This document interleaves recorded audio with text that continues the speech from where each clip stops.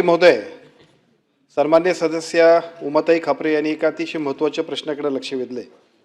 आणि त्याच्यामध्ये त्यांचा असा आक्षेप आहे की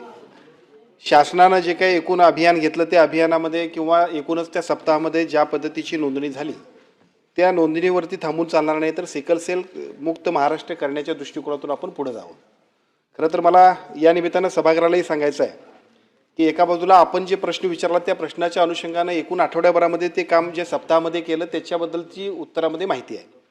परंतु त्याच्यानंतर ज्या सूचना आपण सांगितल्या त्याच पद्धतीचं शासनाचं काम सकारात्मक पद्धतीने चालू आहे। विशेषतः नंदुरबारमध्ये असेल, आदिवासी बहुल जिल्ह्यांमध्ये सगळीकडे असेल, मी ज्यावेळेला गेलो त्यावेळेला सिकल सेलचं एकूण प्रमाण आणि त्यानंतर त्याच्यावरती अजूनसुद्धा शासनानं काय करायला पाहिजे याच्याबद्दलचं गांभीर्य मंत्री म्हणून माझ्याही लक्षात आलं आणि त्यानंतर नागपूरच्या अधिवेशनामध्ये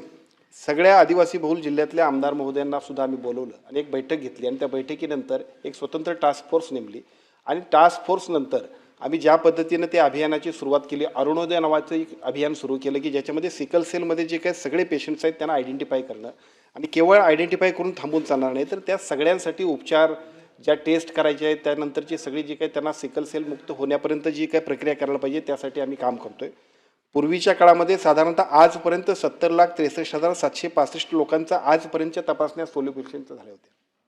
सोल्युबिलिटी टेस्ट। मी आपल्याला सांगतो की या अभियानाच्या निमित्तानं 15/1/2026 पासून जे काय अभियान सुरू केलं त्याच्यामध्ये 0 ते 40 या वयोगटातले 73,84,724 इतक्या व्यक्तींची तपासणी करण्यासाठीचं टार्गेट आम्ही ठेवलं आहे।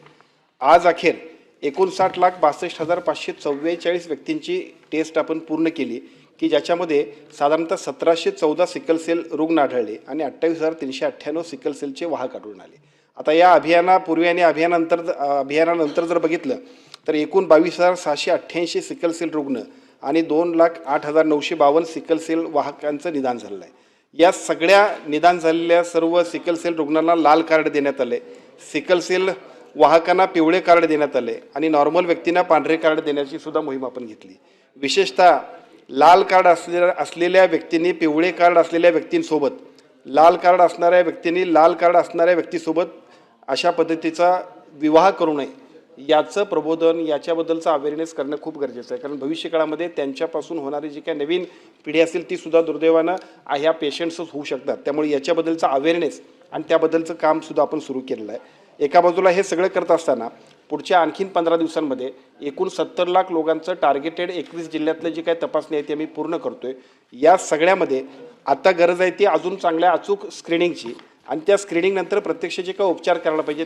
त्याची उपचारासाठी ब्लड बँका असतील, ब्लड स्टोरेज युनिट असतील ते आपण उपलब्ध करतोय। त्याचबरोबर या सगळ्या लोकांसाठी असणारे औषधं आणि औषधाबरोबर त्या सगळ्यांना योग्य पद्धतीचे मार्गदर्शन, या सगळ्या गोष्टी आपण करतोय। थोडक्यात सिकल सेल मुक्त महाराष्ट्र करण्याचं जे टार्गेट आपण केलं आहे ते आपण अतिशय यशस्वी पद्धतीनं पूर्ण करतोय।